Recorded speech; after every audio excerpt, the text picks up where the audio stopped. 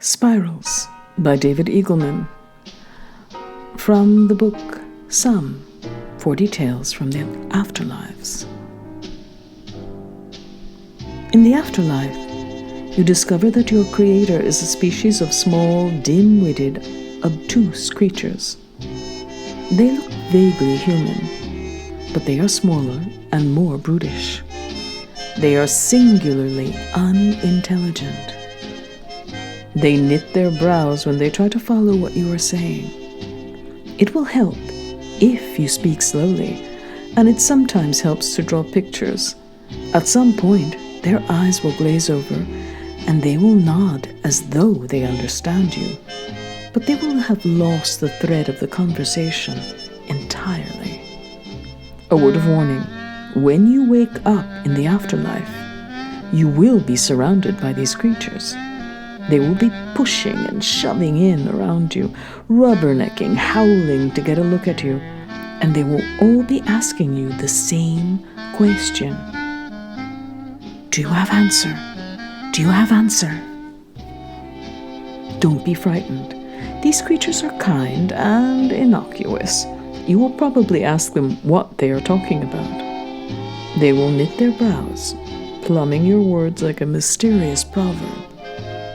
Then they will timidly repeat, "Do you have answer?" What the heck am I, you may ask?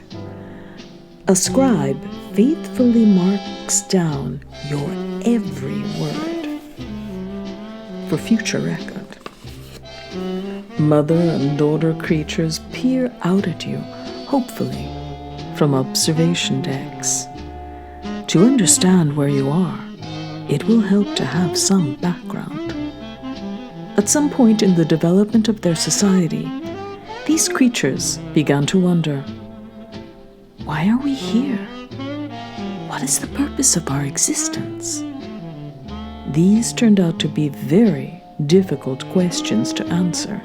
So difficult, in fact, that rather than attacking the questions directly, they decided it might be easier to build supercomputing machines devoted to finding the answers. So they invested the labor of tens of generations to engineer these. We are their machines.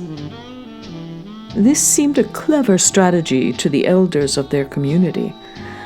However, they overlooked a problem. To build a machine smarter than you, it has to be more complex than you, and the ability to understand the machine begins to slip away.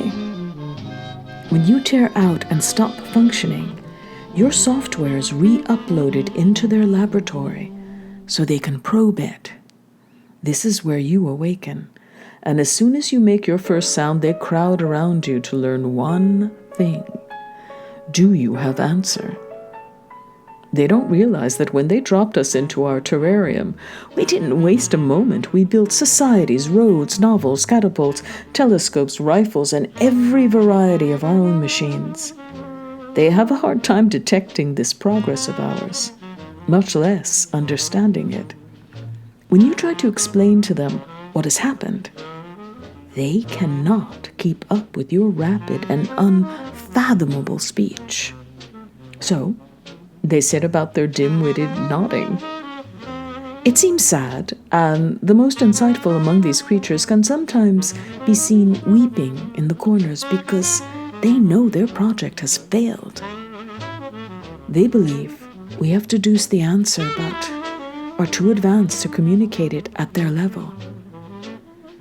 They don't guess that we have no answers for them.